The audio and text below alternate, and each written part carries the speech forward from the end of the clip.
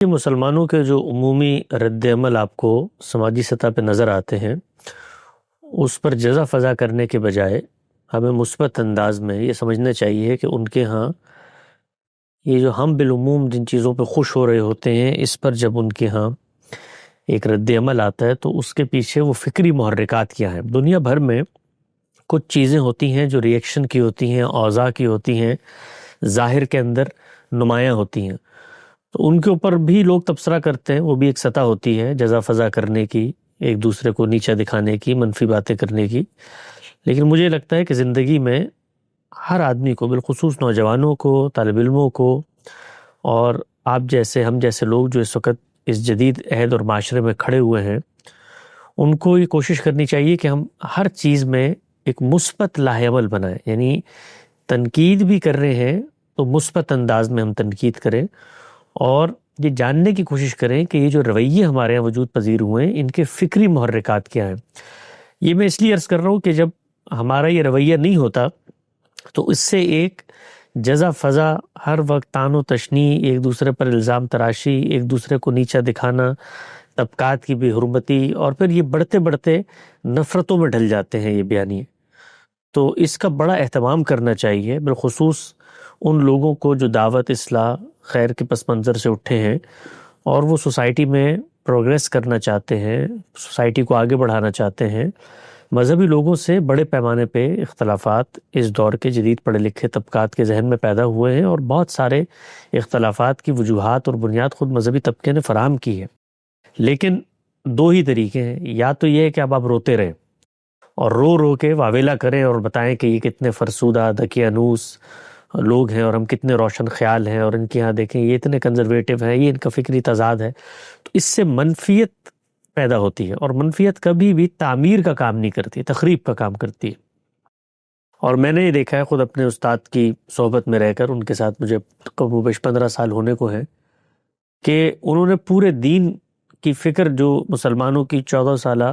مسلم تہذیبی روایت میں پیدا ہوئی تھی، اس کی ریکنسٹرکشن کا کام کیا۔ تو ان کے ہاں بھی دو ہی طریقے ہو سکتے تھے، یا تو وہ تنقید ہی کرتے رہتے اور یہ بتاتے رہتے کہ بھائی یہ دیکھیے یہ امت نے اس چیز کو بھی غلط سمجھا، اس چیز کو بھی غلط سمجھا، یہاں بھی غلطی کی۔ لیکن انہوں نے جو طرز عمل اپنایا وہ دوسرا طرز عمل تھا۔ وہ طرز عمل یہ تھا کہ امت نے جو کچھ کیا وہ کیا، ان کے ہاں علم کی، فکر کی غلطیاں بھی رہی ہوں گی، لیکن آپ کا اپنا مثبت کنٹریبیوشن کیا ہے؟ تو انہوں نے جس چیز پر زور دیا وہ اپنا مثبت کنٹریبیوشن تھا۔ یعنی صرف یہ نہیں کہا کہ امت نے دین غلط سمجھا ہے، بلکہ جو ان کی نزدیک صحیح دین تھا اس کو سمجھ کے دنیا تک پہنچانے کا اہتمام کیا۔ یہ بڑی اہمیت کی بات ہے، اور مجھے گزشتہ کچھ عرصے میں اس کا بڑا احساس بھی ہوا، اندازہ بھی ہوا۔ ہمارے یہاں جو تعمیر کا کام کرنے اٹھتے ہیں لوگ، وہ اس چیز کو بالکل نظر انداز کر دیتے ہیں، اور کچھ عرصے بعد سارا کا سارا لاہ عمل ہی منفی بن کے رہ جاتا ہے۔ یہ منفی اس معنی میں نہیں ہے کہ آپ مثال کے طور پہ کوئی بد اخلاقی کر رہے ہوتے، نہیں، اورینٹیشن جو ہے وہ منفی ہو جاتی ہے، نیگیٹو ہو جاتی ہے۔ پھر آپ پازیٹیو کام، مثبت کام کیا ہوتا ہے؟ مثبت کام میں پھر آپ کو محنت کرنی پڑتی ہے، اپنا لاہ عمل بنانا پڑتا ہے، اور پھر لوگوں کے سامنے متبادل رستہ رکھنا پڑتا ہے۔ ہم بچپن سے سنتے چلے آئے، ایک بڑا مشہور واقعہ ہے، لیکن ہے بڑا سبق آموز، اور مجھے وہ بہت اچھا لگتا ہے وہ واقعہ۔ وہ کہتے ہیں کسی استاد نے اپنے طلبہ کو کلاس روم میں یہ کہا کہ میں نے یہ جو وائٹ بورڈ ہے اس پر ایک لکیر کھینچی ہے، تو اس کو بغیر ہاتھ لگائے کوئی طالب علم چھوٹا کر کے دکھائے۔ تو سارے طلبہ ششدر پریشان، حیران ہو گئے کہ بھئی یہ کیسے ہو سکتا ہے کہ ایک لکیر استاد نے کھینچی ہے، اس کو تو لازماً مٹانا پڑے گا، تو بغیر ہاتھ لگائے اس کو چھوٹا کیسے کیا جا سکتا ہے؟ تو طلبہ میں سے ایک ذہین فہیم طالب علم تھا، وہ کھڑا ہوا اور اس نے کھڑے ہو کر اس جو لکیر استاد نے بنائی تھی اس کے اوپر ایک اس سے بڑی لکیر بنا دی، اور اس نے استاد کو کہا دیکھیں یہ لکیر آپ سے چھوٹی ہو کر میں نے اس کو ہاتھ بھی نہیں لگایا۔ تو بظاہر تو یہ واقعہ ہے، لیکن یہ واقعہ اصل میں ایک پورے کے پورے طرز عمل کی غمازی کرتا ہے۔ وہ طرز عمل کیا ہے کہ ہر چیز کی نفی کر کے، ہر چیز کو کاٹ کے، ہر چیز پہ حملہ آور ہو کے، ہر چیز پر براہ راست قابض ہو کے، مقبوض ہو کے، غیظ و غضب کا نشانہ بنا کے چیزوں کی غلطی یا ان کو چھوٹا نہیں ثابت کیا جاتا۔ آپ کو اگر کوئی چیز اچھی نہیں لگ رہی، آپ بڑی لکیر بنا دیں، مثبت کام کریں، اس کام کی غلطی آپ سے آپ نمایاں ہو جائے گی۔ اب دیکھیں آپ نے جو یہ 23 اعتراضات سیریز کی گزشتہ 6 سال، اس میں بھی غامدی صاحب کا ایک لمبے عرصے تک یہ زاویہ رہا کہ بھئی میں نے اپنی مثبت فکر واضح کر دی ہے، اور اس کے مقابلے میں جو لوگ مجھ پہ اعتراض کرتے ہیں وہ تقابل کر کے ان دونوں چیزوں کو دیکھ سکتے ہیں۔ میں اس کو بھی کیوں زیر بحث لے کر آؤں کہ جن معاملات میں میرا اختلاف ہوا ہے اور علماء اکرام اس سے اتفاق نہیں رکھتے، تو میں اب آگے بڑھ کے بتاؤں کہ جی ان معاملات میں میرا اختلاف ہے۔ تو ہم نے انہیں راضی کیا، سمجھایا کہ نہیں جی اس معاملے میں یہ نہیں ہو رہا کہ ہم ان کو یہ بتا رہے ہیں آپ کے اختلاف ہے، ہم تو آپ کا علمی سفر دنیا تک پہنچانا چاہتے ہیں۔ اور آپ یہ دیکھیے کہ سینکڑوں گھنٹوں پر محیط انہوں نے گفتگو کی اور اس کے اندر بھی کیا کیا، اپنا علمی سفر پیش کیا۔ تو مثبت زاویہ نظر بہت بہت ضروری ہے۔ تو اسی پس منظر میں جو آپ نے اصل سوال پوچھا ہے اس کی طرف میں آتا ہوں، وہ یہ ہے کہ مسلمانوں کے ہاں 1200 سال کا ایک دنیا کے اندر غلبہ حاصل تھا۔ اس غلبے کے نتیجے میں ہماری معاشرت، تہذیب، تاریخ، اس کے اساطیر، ہیروشپ، لٹریچر، یہ سب مرتب ہوا ہے۔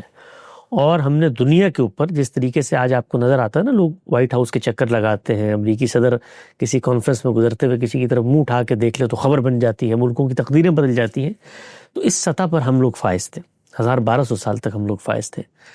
اور یہ جو گلوری تھی اس کا خاتمہ ہوا ہے۔ اب جب یہ خاتمہ ہوا ہے تو آپ یہ دیکھیے، مولانا حسین مدنی نے کہیں لکھا تھا کہ بر صغیر میں جس وقت انگریز آئے اور یہاں پر جو متول اور آسودہ حال مسلمان تجار اور لوگ تھے، جس طرح سے ان کی جاگیریں چھنی، سامراج نے ہم کو کیسے لوٹا، غالباً ان کی کتاب کا نام ہے، اس میں رداد ہے۔ تو اس کے بعد وہ بڑے بڑے جو علمئی اور بڑے بڑے نابغہ لوگ ہوتے تھے، جو قوم کے بڑے زعیم سمجھے جاتے تھے، وہ ذہنی لحاظ سے اگر آپ ان سے گفتگو کریں، اٹھے بیٹھیں، چلے پھریں، تو لگتا تھا کہ ذہنی لحاظ سے مفلوج ہو گئے، کیونکہ ان کی گرفت میں ہی نہیں آتا تھا کہ یار یہ ہمارے ساتھ ہوا کیا ہے۔ یعنی ہم اتنے آسودہ حال تھے، اللہ نے اتنا ہمیں مال مویشی دیا تھا، اتنی جاگیریں تھیں، اور یکا یک یہ صورتحال پیدا ہوگی کہ 2 وقت کی روٹی نہیں ہے۔ تو اس کے نتیجے میں انسان کی نفسیات پہ اثر پڑتا ہے۔ تو مسلمان بطور ایک ملت کے، بطور ایک تہذیب کے 1200 سال کی گلوری لے کر اپنے پیچھے کھڑے ہوئے ہیں۔ تو اس کا جب خاتمہ ہوا ہے تو ایک ٹراما کا فیز ہے جس میں وہ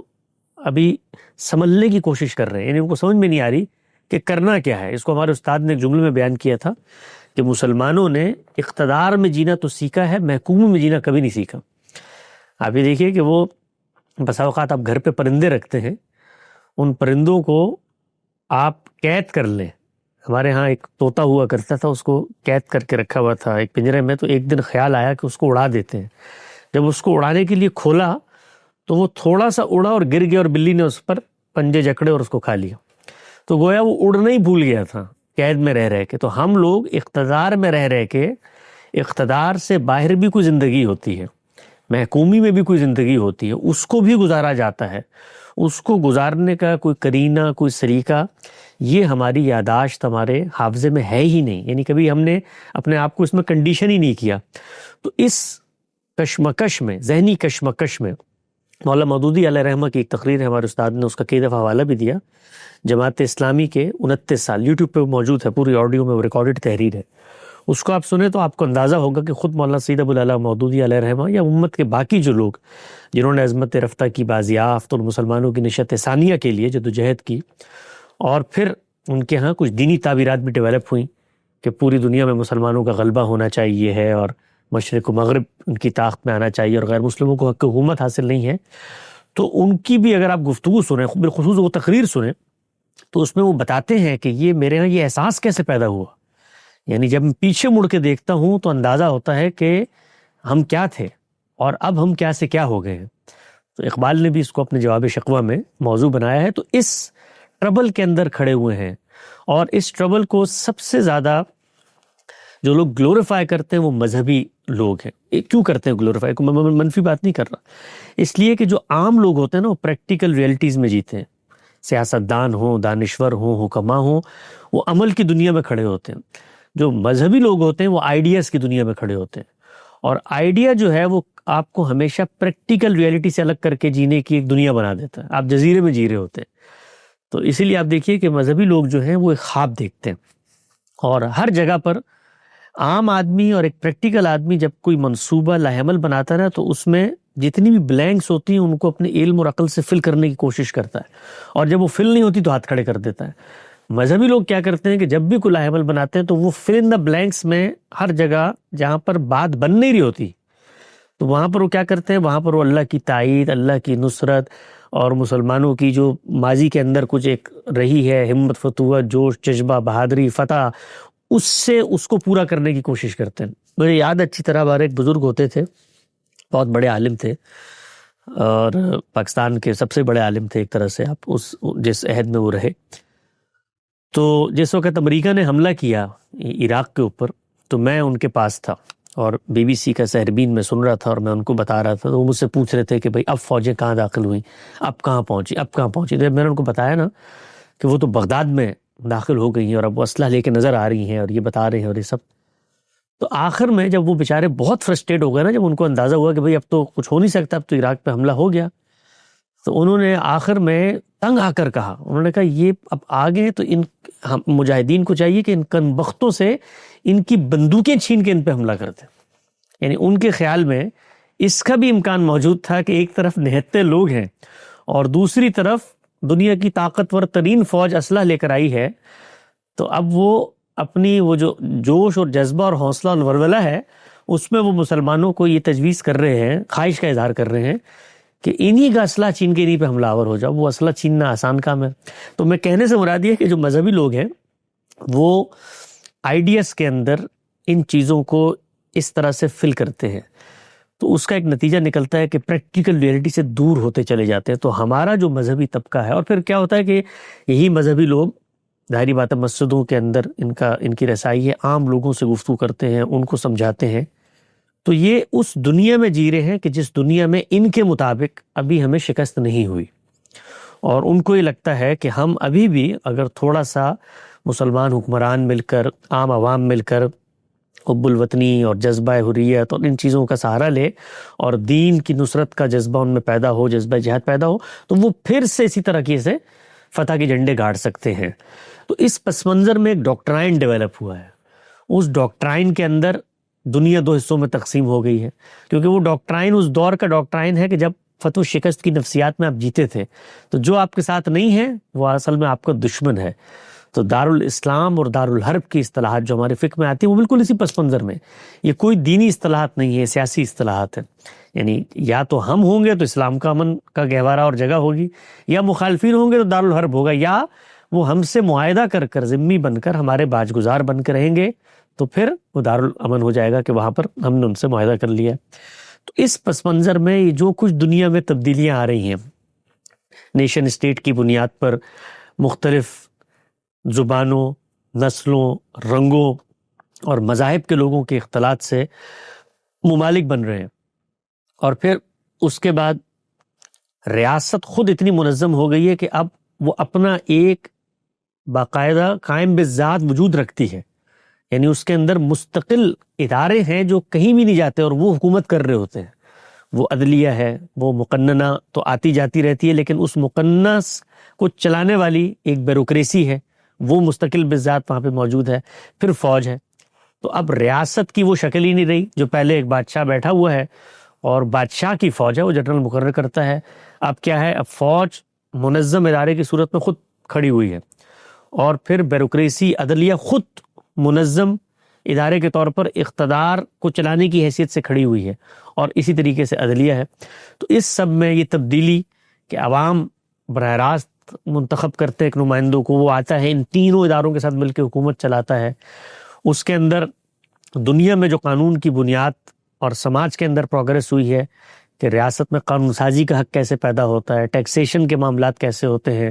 پھر عالمی برادری جس طریقے سے گلوبل ولیج بن گئی ہے، لوگوں پر انحصار ہے اور ملک نہیں چل سکتے، ان سب کے لیے کچھ ایسے بنیادی ادارے بن گئے ہیں، جیسے مثال کے طور پہ IMF ہے، فیڈرل ریزرو ہے، چیزیں جو ملکوں کی معیشت پہ اثر انداز ہو رہا ہوتا ہے۔ تو 10,000 نئے امکانات ہیں جو بدلتی ہوئی دنیا میں پیدا ہوئے۔ تو اب ان نئے امکانات کو یا تو آپ کو تسلیم کرنا ہے، اگر آپ تسلیم کریں گے تو پھر اس میں پہلا سوال یہ ہوگا کہ اس نئے سیٹ اپ کے اندر، یہ نئے ورلڈ آرڈر کے اندر آپ کی پوزیشن کیا ہے۔ تو پھر اس پوزیشن کو بھی ماننا پڑے گا کہ آپ اصل میں عالمی طاقتوں کے رہین منت ہو کر ایک نیم خود مختاری کی زندگی ہے جو گزار رہے ہیں۔